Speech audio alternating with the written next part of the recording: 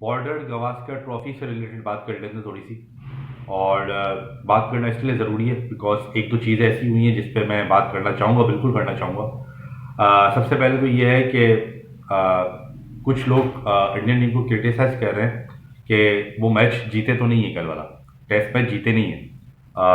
और जो है वो ड्रॉ हो गया मैच। और अगर मैच पूरा होता, बारिश नहीं आती, तो इंडियन टीम मैच आराम से हार जाती, कोई ऐसा मसले वाली बात नहीं थी बिकॉज लीड बहुत ज़्यादा थी।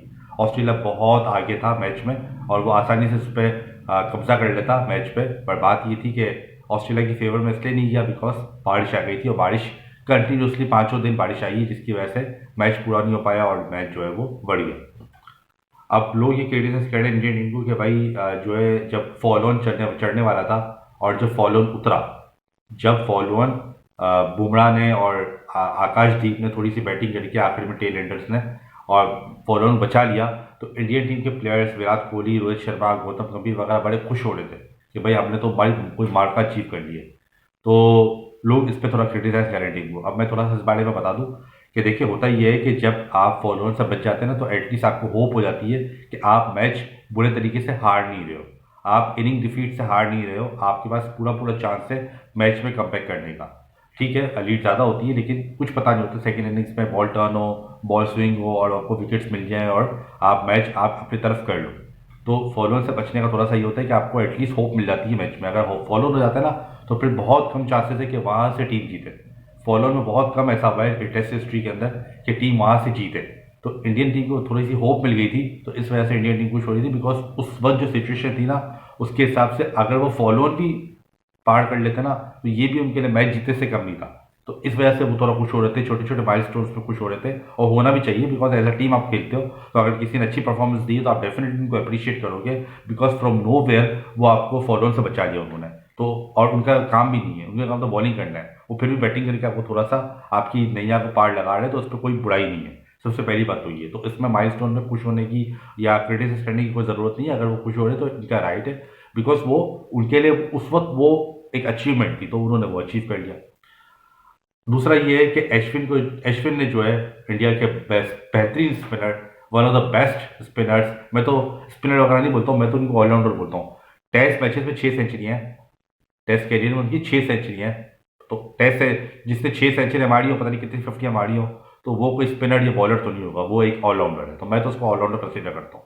और पाकिस्तान में तो डेफिनेटली उसको तो नंबर 3 नंबर 4 पे भी खिला देते हैं जिस तरीके से उसकी बैटिंग। तो खैर क्योंकि वो इंडियन टीम है इसलिए उसको 7वें 8वें नंबर पे चांस मिलता है। बट पाकिस्तान में तो उसको जैसे शादाब जैसे को हम 2 डाउन खिला लेते हैं, तो क्या अश्विन को तो हम ओपनर खिला लें। तो खैर ये बात है, लेकिन अश्विन का बड़ा अच्छा करियर रहा और इसके बाद उन्होंने रिटायरमेंट का फैसला कर लिया। अब रिटायरमेंट पे जो है ना सवाल है, सब रिटायरमेंट में सवाल लोग बहुत ज़्यादा कर रहे हैं।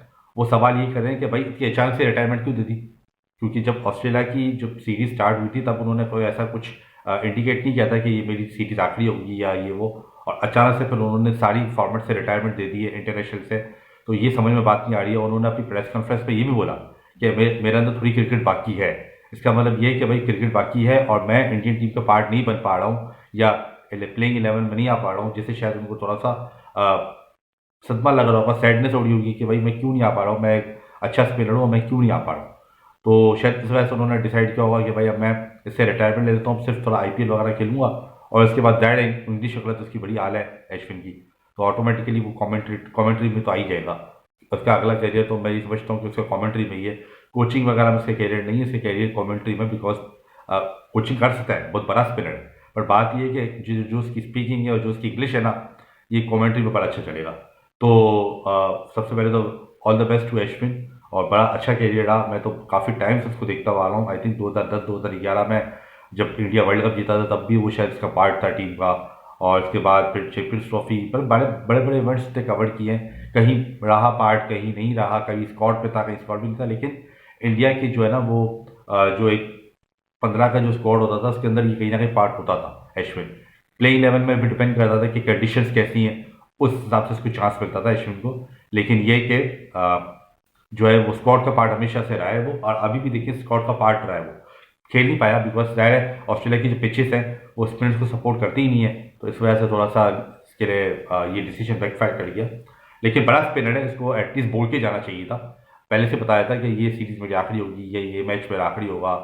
और रोहित शर्मा कह रहे हैं कि पर तो उन्होंने बता दिया था कि ये मेरा आखिरी मैच है, लेकिन रोहित शर्मा ने बोला कि हमने थोड़ा सा एक्सटेंड करवाया। खैर वो तो फिर टीम टीम बातें हो गई, लेकिन कहने का मकसद ये कि बड़ा अच्छा कैरियर, बड़ा ज़बरदस्त कैरियर और बड़ा ज़बरदस्त bowler, handy bowler, finger spinner, ऐसा स्पिनर अब इंडिया को मिलना उस लेवल का बड़ा मुश्किल है। और बहुत ज़बरदस्त। और बॉर्डर गवास्कर में इंडिया की जो ड्रॉ है वो भी इंडिया की जीत है ये मैच में।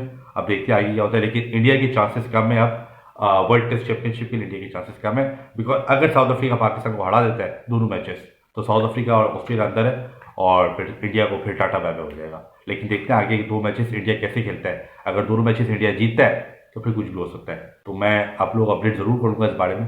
Thank you for watching. La